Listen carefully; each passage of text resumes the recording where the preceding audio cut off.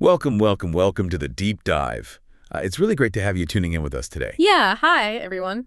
And hey, if you're enjoying what we do here, if you're getting something out of this deep dive, we'd be so grateful if you liked and subscribed. It just, helps us keep these coming. It really does. Today's deep dive, it's actually brought to you by our YouTube channel, English in 5 Minutes with AI. That's us. And look, I know you've been there, right? You settled down. Maybe it's a movie night, American film, favorite TV show. Yeah? Got the snacks ready, you're comfy. Mm-hmm. And then, bam, some character says something. It just zips right past you. Happens all the time. Yeah. You hit pause, rewind, maybe lean closer to the speaker. And you're just thinking, wait, what?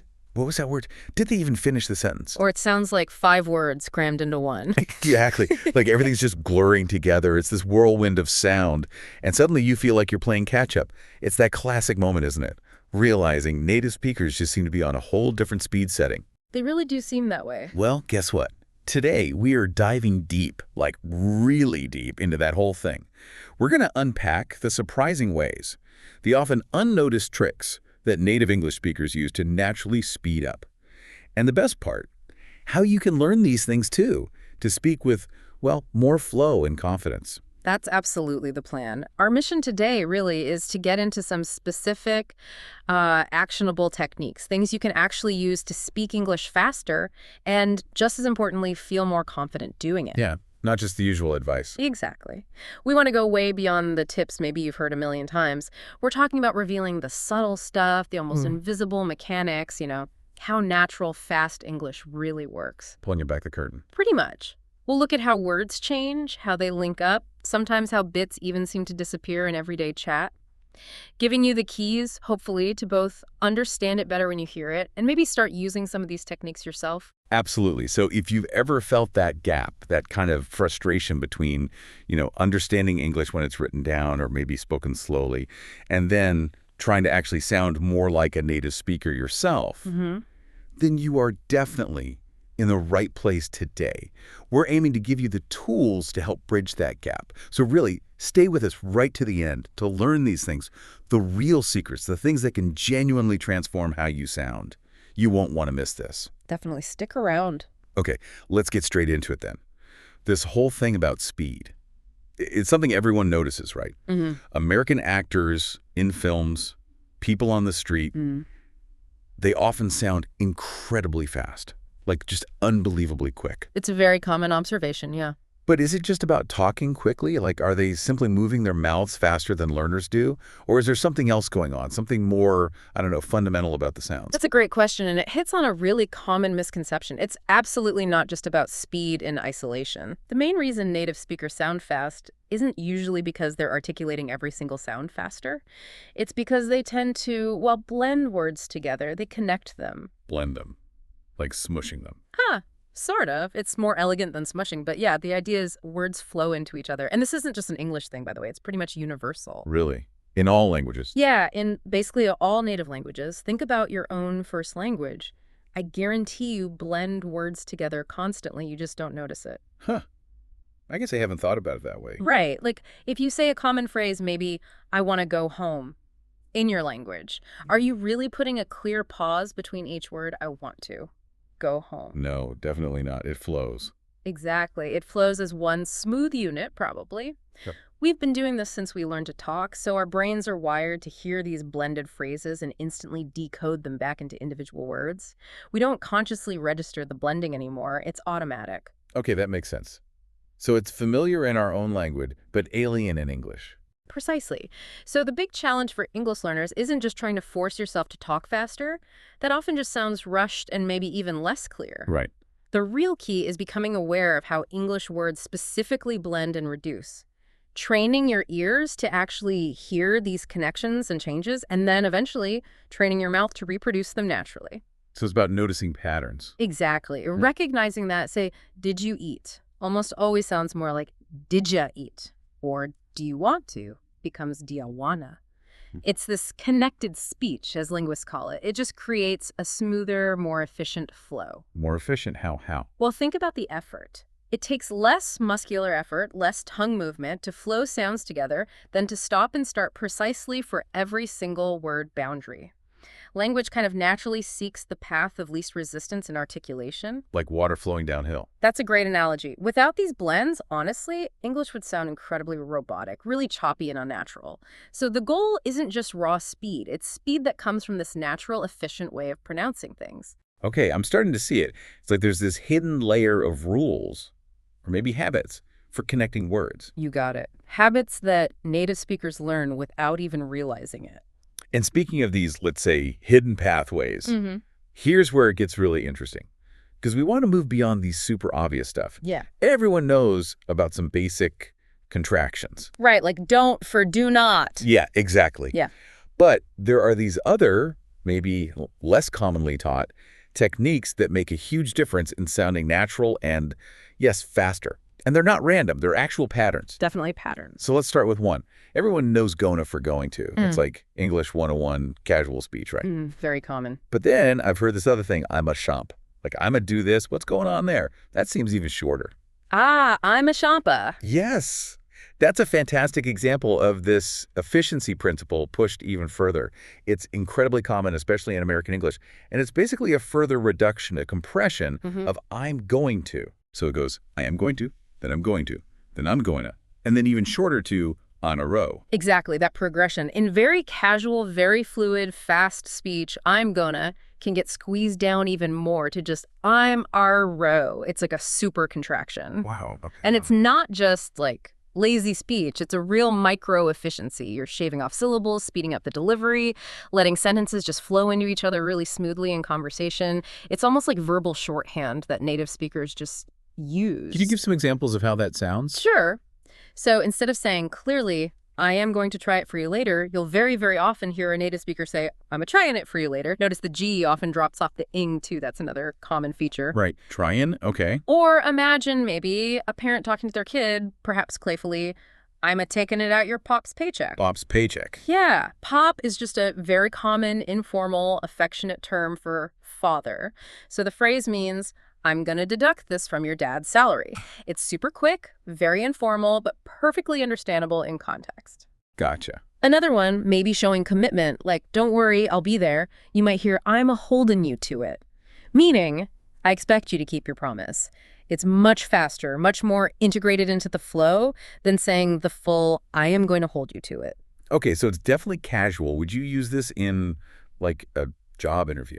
Probably not. That's the important context part. I'm a cilia is undeniably casual English. Native speakers wouldn't typically use it in, say, a formal presentation or writing an academic paper or in really serious formal settings. Right. But in everyday conversation, Right. with friends, family, even in relaxed work environments sometimes, absolutely. It's completely acceptable and really widespread.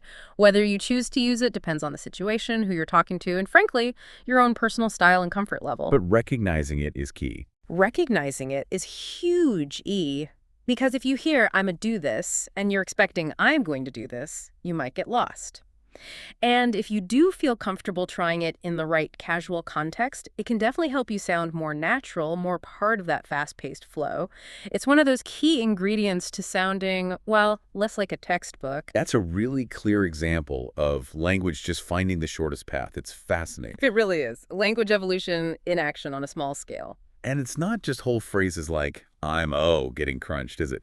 You mentioned earlier how bits of words can disappear. Let's talk about those vanishing pronouns, especially the silent H and TH. I've definitely noticed that, where words like he or them, just, the start seems to go missing. Oh, yeah, that's another huge one. And it happens constantly, often very subtly, in spoken English, particularly when people are talking quickly and casually. So what's the rule or the pattern there? Well, the general guideline is this.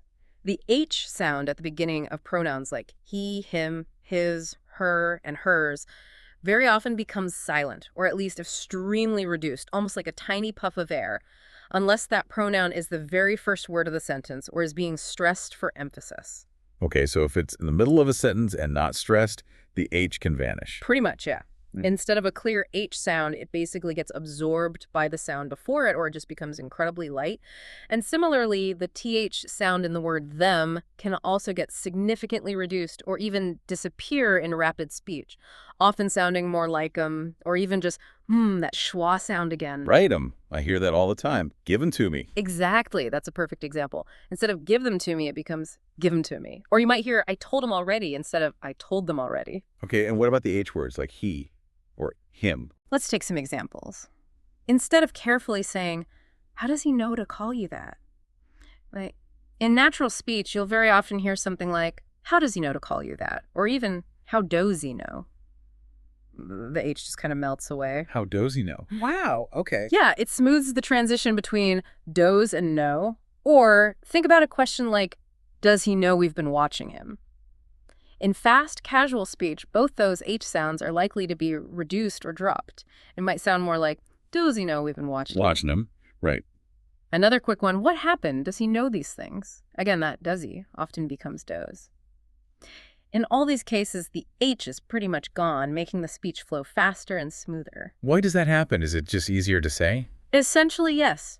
The H sound and the TH in unstressed them are relatively weak sounds to begin with, especially when they're not carrying the main stress of the phrase. Your mouth is already in position from the previous word, and it just requires less physical effort to skip or minimize that initial H or the and link straight to the vowel sound that follows. Again, path of least resistance. Exactly. It's mostly a feature of casual, fast speech, but honestly, it can happen in more formal settings too if someone is speaking naturally and quickly. The big takeaway for you as a learner is crucial.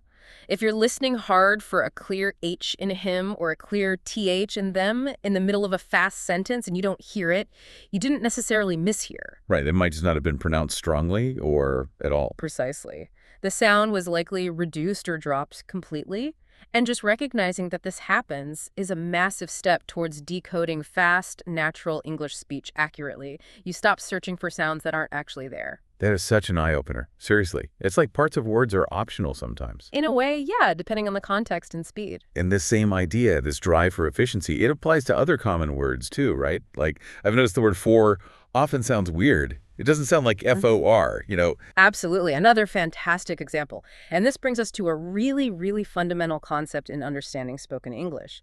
The idea of weak forms and the superstar of weak forms, the schwa sound. Weak forms and schwa. Okay, break that down. So in natural flowing English, especially faster speech, lots of common function words. These are words like prepositions, for, of, at, to, conjunctions, and, but, or, auxiliary verbs, can, have, do, be. They're usually not pronounced with their full, strong vowel sound. Not stressed, usually. Exactly. They're usually unstressed. So instead, they get pronounced more quickly, more softly, often with a different vowel sound.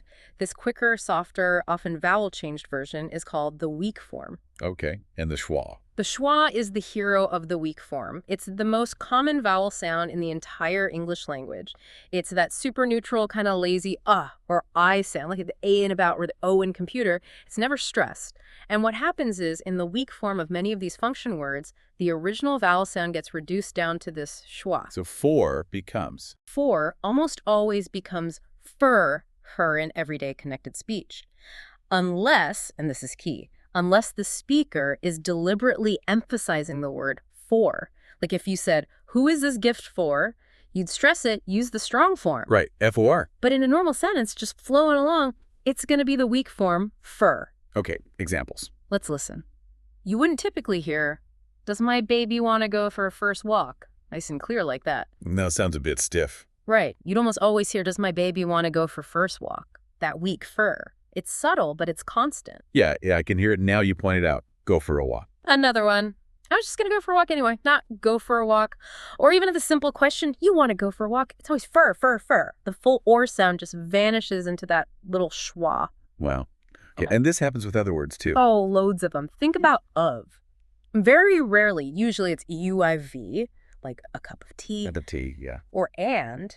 Often just becomes N, or even just N, like rock and roll, bread and butter. Can often becomes Quran. I can do it.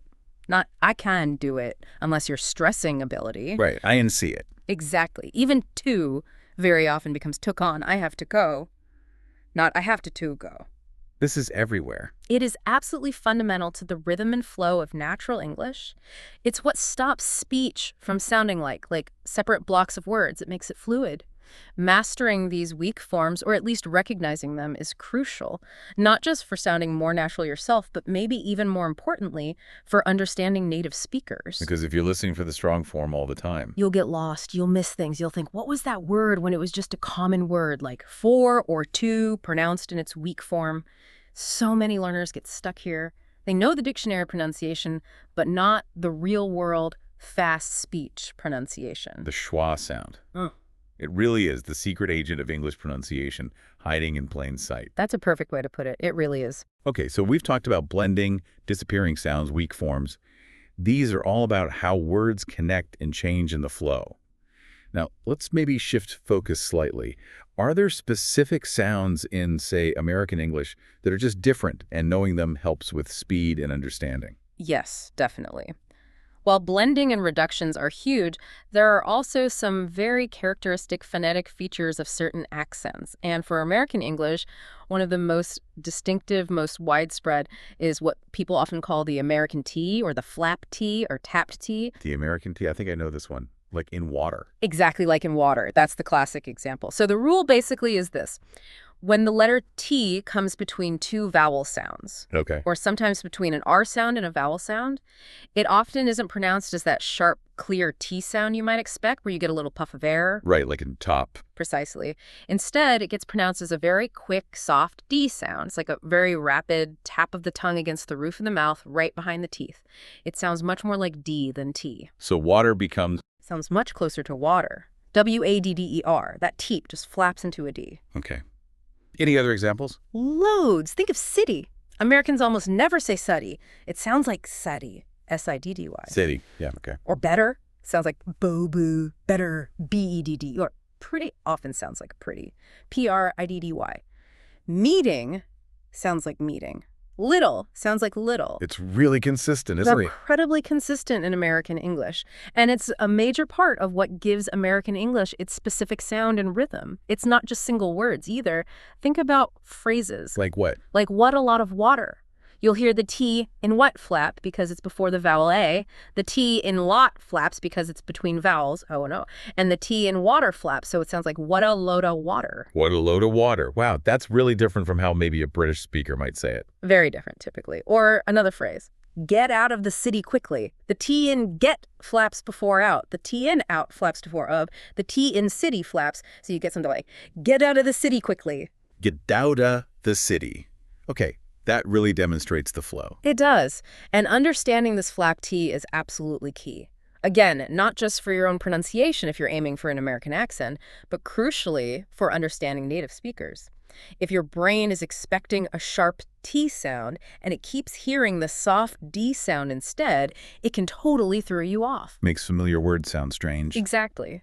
But once you know the rule, once you expect the flap T between vowels, suddenly fast speech becomes much easier to decode. It clicks into place. It's not just some random tip. It's like a core piece of the American English phonetic puzzle. It really helps unlock that natural sound. Fascinating.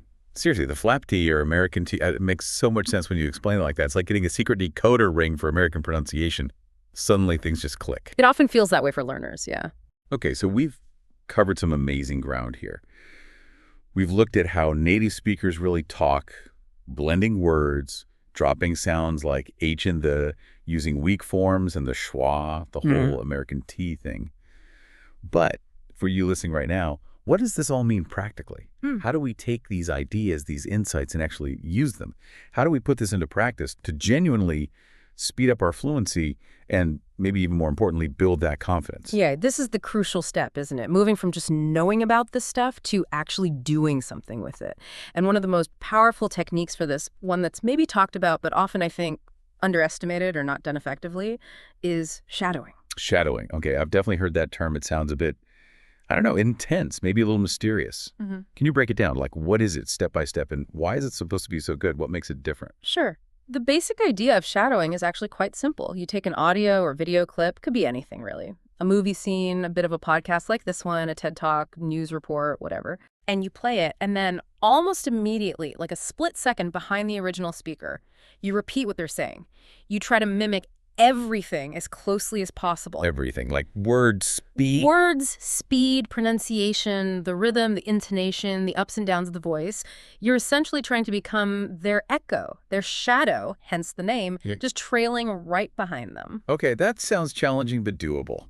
It is, but here's the part that often gets missed. The bit that takes shadowing from just repeating practice to something truly transformative. Ah, the advanced technique. Kind of. It's about not just copying the sounds, it's about trying to replicate the speaker's body language and their facial expressions, too, as much as you can. Wait, really? Like copy how they move their head or their hands, even if I'm alone? Exactly. If the speaker smiles when they say something, you smile, too. If they lean forward for emphasis, you lean forward. If they raise their eyebrows, you raise yours. If they use a particular hand gesture while making a point, try mirroring it, even if you feel a bit silly doing it alone in your room. Okay, why? Why does copying the physical stuff help with speaking? Because language isn't just processed in our ears and brains, it's produced physically. It involves muscles in our face, our mouth, our throat, even our posture affects our breath support. When you consciously mimic the physical actions, the smile, the frown, the gesture, you are literally activating the same muscle groups that the native speaker is using to produce those specific sounds, rhythms, and intonations. Huh. So it's like muscle memory for speaking. Precisely. You're helping your body internalize the physicality of the language. It's not just about the abstract sounds, it's about how those sounds are embodied. This physical connection makes the delivery feel more natural, it improves your articulation because the muscles learn the movements, and it creates a much deeper, more intuitive link to the language.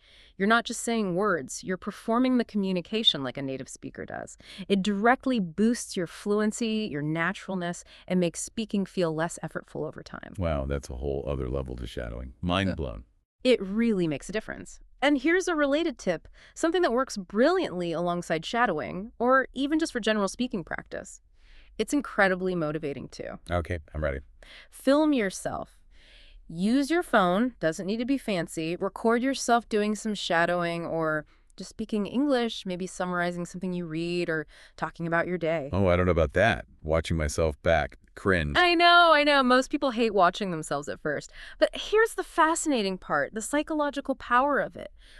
What do most learners do? They compare themselves to others, right? Yeah, to native speakers or that amazing polyglot on YouTube. Exactly. And while seeing what's possible can be inspiring, constantly comparing your current, maybe struggling self to someone else's seemingly perfect output can be super discouraging. It highlights the gap, makes you feel inadequate. Totally felt that. But if you film yourself periodically, say once a month or even every few months, and then you compare your current video self to your past video self, that's where the magic happens. Comparing me to me. Yes.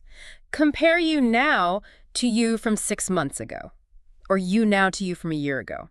Suddenly, you're not focused on the gap between you and a native speaker. You're focused on your progress. You will literally see and hear the improvements. Maybe your pronunciation is clearer. Maybe you're using weak forms more naturally. Maybe you hesitate less. Maybe your intonation sounds better. Maybe you just look more confident.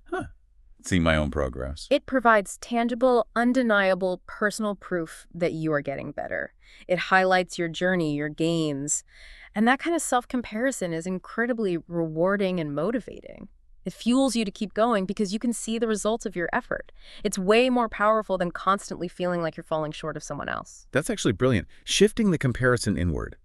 Focusing on the gain, not the gap. I love that. What a great mindset shift. It really works. It makes the process feel much more positive. Okay, that's a fantastic practical strategy. And speaking of immersing yourself and connecting more deeply, there's another approach you mentioned earlier, combining reading and listening, especially with audiobooks. How does that play into fluency and confidence?